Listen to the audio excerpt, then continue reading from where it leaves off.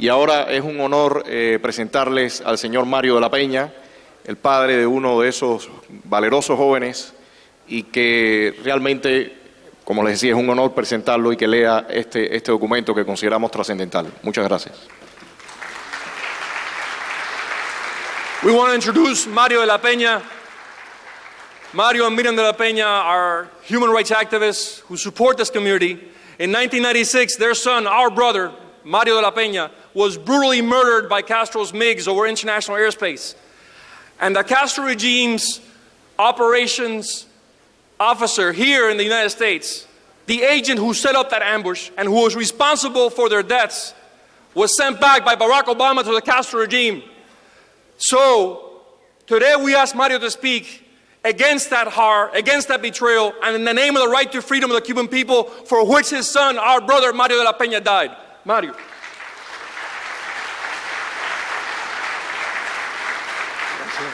Muchas gracias, hablando por esas palabras.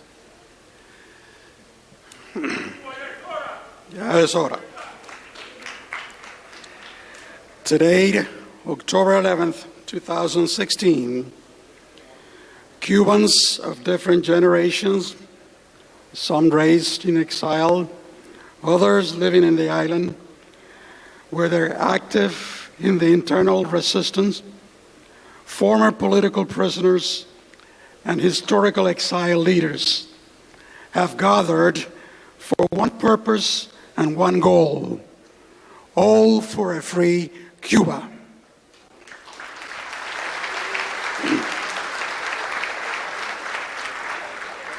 We recognized as well those brothers and sisters from different countries who are here today to express their solidarity for a free Cuba.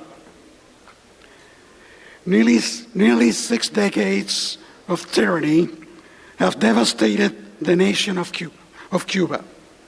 Firing squads, prisons, beatings, lies, hate-filled speeches, and suppression of economic freedom and prosperity are practices the regime continues to employ. Practices some will prefer to ignore and forget with a false discourse of reconciliation.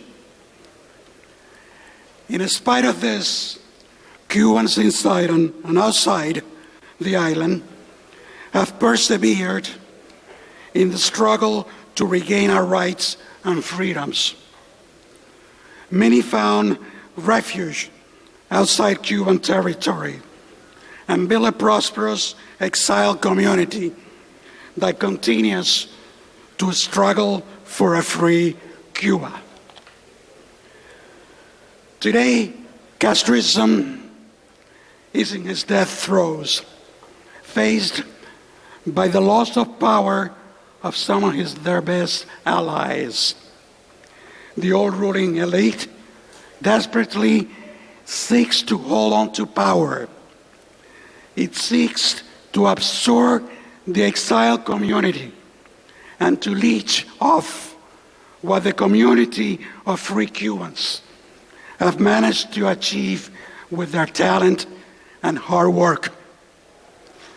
The Castro dynasty cynically argues that only his dictatorial regime is capable of preserving the stability in Cuba. In so doing, he seeks to mutate into a new type of tyranny, such as those existing in China and Russia. Those who have bought into this callous lie pretends for us to do the same. Ours is not merely a political confrontation. It is a struggle for the very life of the Cuban nation. Under Castroism, Cuba has reached the highest per capita levels in suicide, abortions, and refugees in the Western Hemisphere. Cuba is the only country in Latin America that has not managed to duplicate its population. Cuba ages and withers away, strangled by Castro's tyranny. Our great challenge is to save Cuba. In order to do so, we must first understand that we have now become a trans-territorial nation with all of the complexities that entails.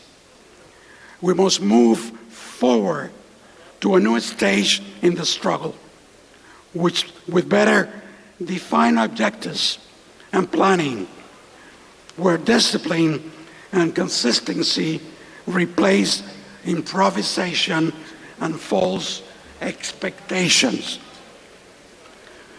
We therefore call inside and outside, we therefore call on Cubans inside and outside the island to not cooperate in any way with a regime that oppresses us, to pursue the full exercise of our basic rights and freedoms at all levels and on all fronts, to support the resistance and those initiatives which genuinely pursue Cuban freedom, to support political and economic sanctions by the international community against the Castro regime.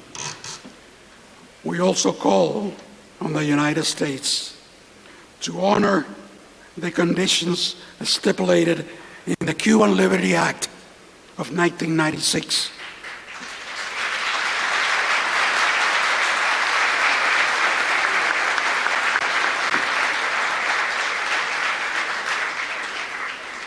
In regards to the opening of diplomatic and economic transactions with Cuba, we believe direct civic action is the indispensable means through which our rights will be regained. The public domain is the natural space for the practice of politics. The roadmap to transition is a document written by the Forum for Rights and Freedoms. The Agreement for Democracy in Cuba is another document ratified by a broad array of Cubans' opposition organizations. These documents establish a clear path to achieve genuine democratic change in Cuba. They summarize the highest aspirations of the Cuban people through the following declarations. Number one, general amnesty for all political prisoners, including those condemned on concocted criminal charges. Number two, full exercise of freedom of expression, of access to information, of assembly, of association, of peaceful protest, of profession and worship. Number three, full exercise of economic freedom, the right to private property, to labor organization, to collective bargaining, and to strikes, as well as access to health care and public education. Number four, to establish rule of law through the balance of power of the branches of government, particularly an independent judicial system, to create effective institutions for auditing and regulating state power. Number five, to ensure the professionalism, dignity, and nonpartisanship of the new armed forces, and to create new public safety forces that abide by and complied with human rights standards. Number six, to restore national sovereignty through free, multi-party elections where the right to vote and the privacy of the ballot are respected. All of those citizens have the right to elect and to be elected. Number 7, to carry out a constitutional process that includes a constitutional convention, a subsequent referendum on the new constitution, and free multi-party elections. The new constitution must be based on the full exercise of and respect for the rights of the people, as well as to guarantee the mandate and the interest of the Cubans inside and outside the island as the sole source of sovereignty. In conclusion, we alert the international community as to the increase of violence and repression against the Cuban people. It is shameful to subordinate the struggle for democracy and human rights in Cuba to economic interest and unilateral concessions. Tyranny must and should be repudiated and sanctioned by the international community. We Cubans, committed to freedom and democracy, face the great task of reconstructing the Cuban nation, including both its moral and spiritual aspects. For this to occur, the Castro regime must end.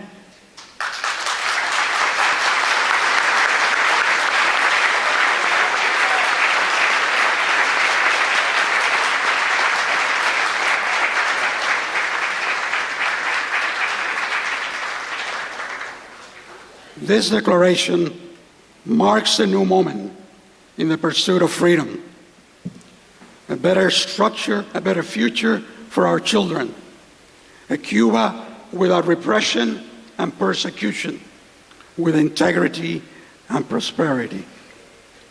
This declaration is a cry for Cuban freedom and a stand against disgrace and apathy.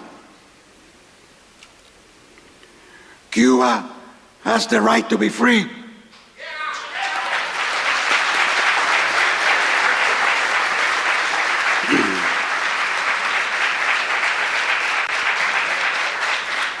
Freedom for Cuba now. Repeat. Repeat. Freedom for Cuba now. Freedom for Cuba now. God bless the people of Cuba in the island. God bless the community, the Cuban community, and all the other communities in South Florida. God bless all of us here present today. Thank you.